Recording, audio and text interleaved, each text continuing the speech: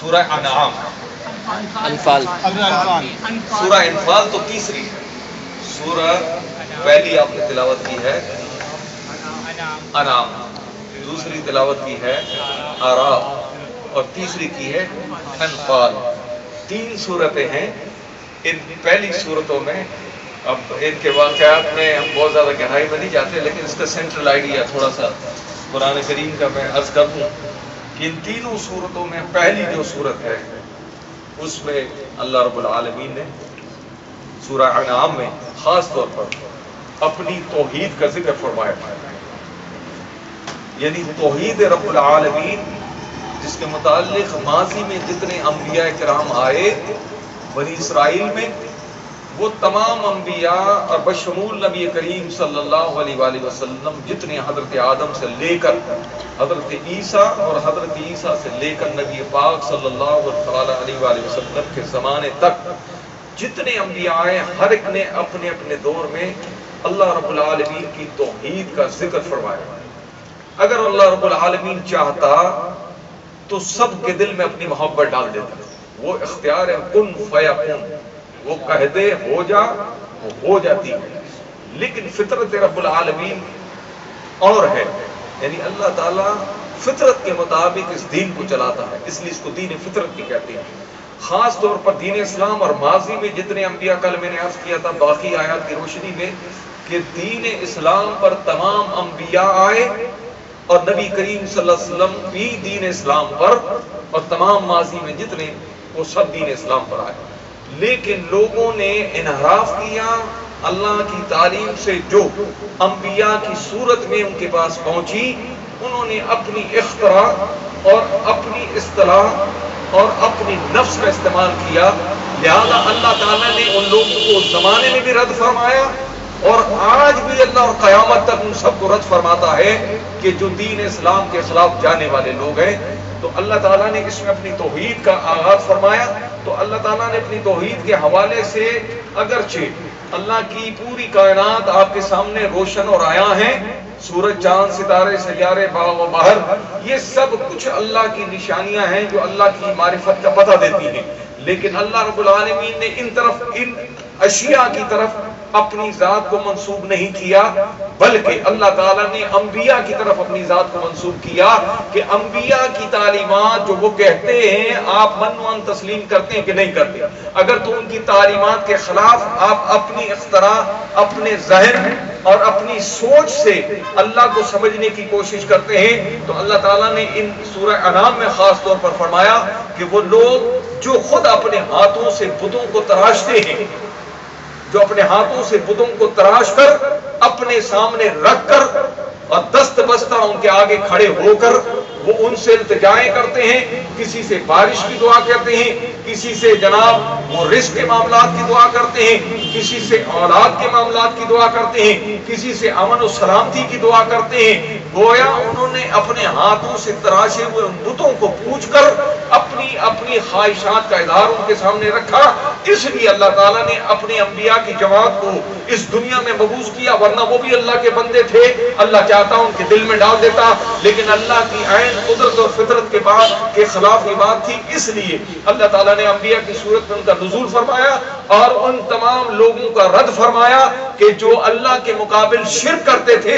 اللہ تعالیٰ نے آج بھی، اور قرآن کی بھی یہی تعلیم ہے کہ اللہ تعالیٰ سب کو بخش سکتا ہے لیکن مشرکوں کو بخش نہیں سکتا، اور وہ جو اپنے نفس کے مطابق اللہ کو اپنے سامنے حاضر اور اپنی خواہشات کے مطابق اللہ سے اپنی بات منوانا چاہتے ہیں، اللہ تعالیٰ ان سب کو رد کرتا ہے۔ لہذا تعلیمات وہ جو نبی کی صورت میں اللہ تعالیٰ نے مبعوث کی ہے اس کے مطابق ایمان لاؤ گے تو اللہ تعالیٰ کی بارگاہ میں تم عزت اور مقام حاصل کر لو۔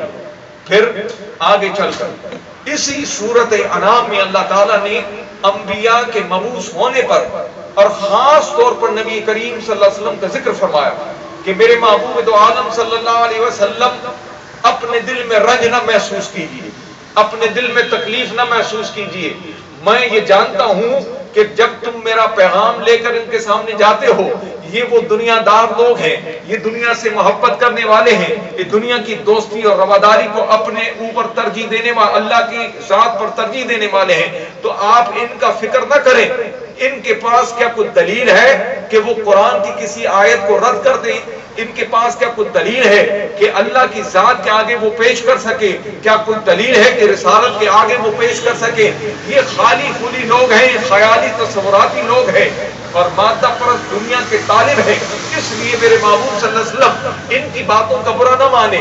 یہ آپ کے سامنے آ کر تمسخر کرتے ہیں، آپ کے سامنے ٹھٹے لگاتے ہیں، آپ کے سامنے آپ کی ہنسی اڑاتے ہیں، آپ کے لباس پر ہنستے ہیں، آپ کے وضاحت پر ہنستے ہیں، آپ پر یہ طنز کرتے ہیں۔ میرے محبوب اپنے جگر کو مضبوط رکھیے، اپنے دل میں اپنے رب کے لیے جگہ رکھیے، تو اللہ رب العالمین کو دنیا میں ذلیل کر دے گا، ان کو آخرت میں ذلیل کر دے گا۔ اس لیے کہ عزت وَلِلَّهِ الْعِزَّةُ وَرَسُولِهِ وَالْمُؤْمِنِينَ وَلَكِنَّ الْمُنَافِقِينَ، اللہ نے عزت رکھی ہے اپنے لیے، رسول خدا کے لیے اور مومنین کے لیے، وَلَكِنَّ الْمُنَافِقِينَ، اور منافقوں کو عزت کی خبر نہیں ہے۔ لہذا یہ مشرکین، یہ کافرین، یہ منافقین، یہ دنیا کے کتے ہیں، ان کی پرواہ نہ کریں۔ اللہ رب العالمین آپ کو عزت دینے والا ہے۔ جتنا آپ اللہ کے لیے اپنے قلب میں درد کو محسوس کریں گے، اللہ تعالیٰ اتنی آپ کے درجات کو بلند فرما دے گا۔ آج بھی پھر اسی سے یہ نچوڑ ملا کہ آج بھی آپ کے سامنے آپ جائیے کفر میں، آپ جائیے منافقین کے ٹولوں میں، آپ جائیے دنیا داروں میں، کیا ہم اپنے معاشرے کی اس سوسائٹی میں جس میں ہم اور آپ بستے ہیں، کیا ہمارے اندر یہ اسپرٹ موجود ہے کہ جو دین اسلام نے دی؟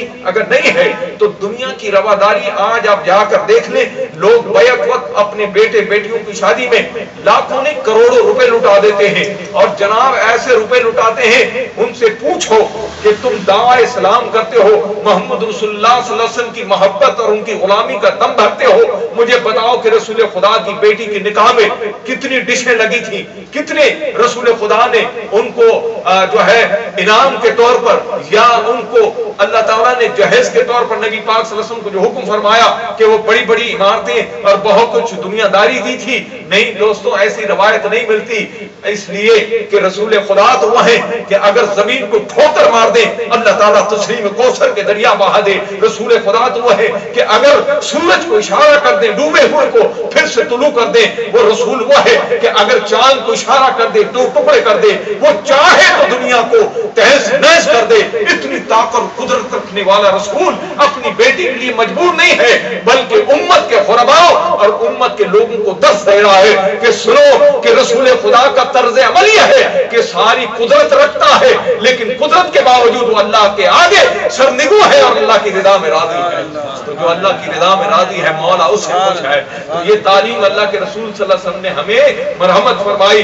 اس لیے رسول خدا صلی اللہ علیہ وسلم کی عظمت کے ڈنکے اللہ تعالیٰ نے اس آیہ کریمہ میں فرمائے۔ اور پھر اس کے بعد میں اس کا مختصر سے وقت میں آپ کو یہ بات بتا سکا ہوں، باتیں اور بھی بہت ساری ہیں۔ اس کے بعد سورہ آراف، اور پھر اسی آیت میں ایک جو خاص بات ہے وہ رہ گئی، وہ یہ کہ سورہ انعام میں ان لوگوں نے یہ کیا کہ جو مویشی تھے، جو جانور تھے، ان کی حرمت اور ان کی حلت اور عظمت کو انہوں نے منسوخ یعنی تنسیخ کر دی تھی، اور اپنی مرضی سے ان کے متعلق رائے دیتے تھے، یعنی حرام کو حلال اور حلال کو حرام۔ انہوں نے اپنے مطابق وہ جو اللہ تعالیٰ نے مویشی پیدا کی میری اور آپ کی فائدے کے لیے، اس میں انہوں نے اپنی ذہن کی اختراع کو شامل کیا۔ گویا ان تمام لوگوں نے اللہ کی قدرت میں ہاتھ دیا اور اللہ کے مد مقابل آ کر کھڑے ہو گئے، اللہ نے ان کو رد فرما دیا۔ یہ تعلیم میرے اور آپ کے لیے قیامت تک کے لیے جو بھی قوم امت آئے گی اس کے لیے قرآن میں موجود ہے۔ پھر سورہ آراف آراف آراف کے معنی ٹھہر، رک جاؤ۔ کون سا مقام ہے؟ جنت اور دوزخ کے درمیان ایک مقام ہے جس کا نام ہے آراف۔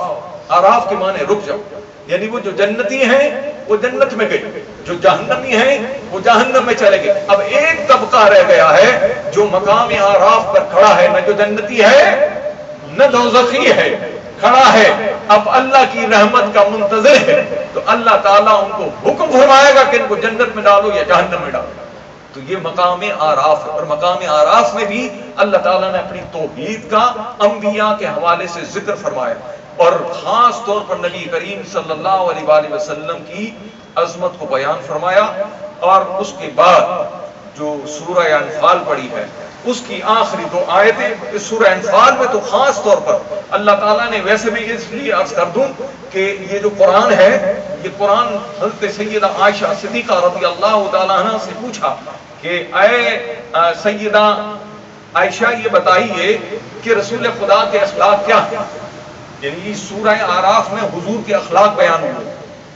میں انفال پہ گیا لیکن واپس ادھر آ رہا ہوں کہ جب سیدہ عائشہ سے پوچھا کہ نبی پاک صلی اللہ علیہ وسلم کے اخلاق کیا ہیں تو اللہ تعالیٰ نے فرمایا قرآن کریم میں. تو آپ عائشہ اس کو کوٹ کر کے کہتی ہیں کیا تم نے قرآن نہیں پڑھا؟ کیا تم نے قرآن نہیں پڑھا؟ یہ پورا قرآن میرے نبی صلی اللہ علیہ وسلم کے اخلاق ہیں.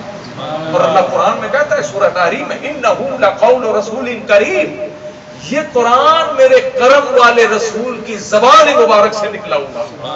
یہ قول رسول ہے، یعنی نبی پاک صلی اللہ علیہ وسلم. قرآن تو اللہ نے اتارا، لوح محفوظ پر اللہ کا کلام ہے، زندہ اور جاوید ہے، جس کے لیے اللہ نے فرمایا کہ قرآن میں یہ شان اور عظمت رکھی ہے کہ وَنُنَزِّلُ مِنَ الْقُرْآنِ مَا هُوَ شِفَاءٌ وَرَحْمَةٌ لِّلْمُؤْمِنِينَ. ہم نے اس قرآن میں شفا اتاری ہے، کس کے لیے؟ جو مومنین ہیں. جو مومنین ہیں وہ قرآن میں ان کے لیے شفا ہے.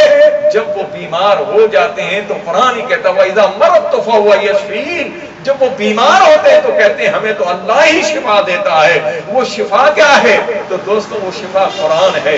فرمایا یہ قرآن اس لیے ہے. اس قرآن کو تو ہم چاہتے آسمانوں پر پہاڑوں پر اتار دیتے، ہم جہاں چاہتے کسی اور نبی پر اتار دیتے، لیکن ہم نے فیصلہ یہ کیا کہ جو ہمارا محبوب ہے اس کی ذات سے جو جو چیز مس ہوتی جائے گی اللہ کی بارگاہ میں مقبول ہوتی جائے گی. اس لیے ہم نے اس قرآن کو لَوْ أَنزَلْنَا هَذَا الْقُرْآنَ عَلَى جَبَلٍ لَرَأَيْتَهُ خَاشِعًا مُتَصَدِّعًا مِنْ خَشْيَةِ اللَّهِ.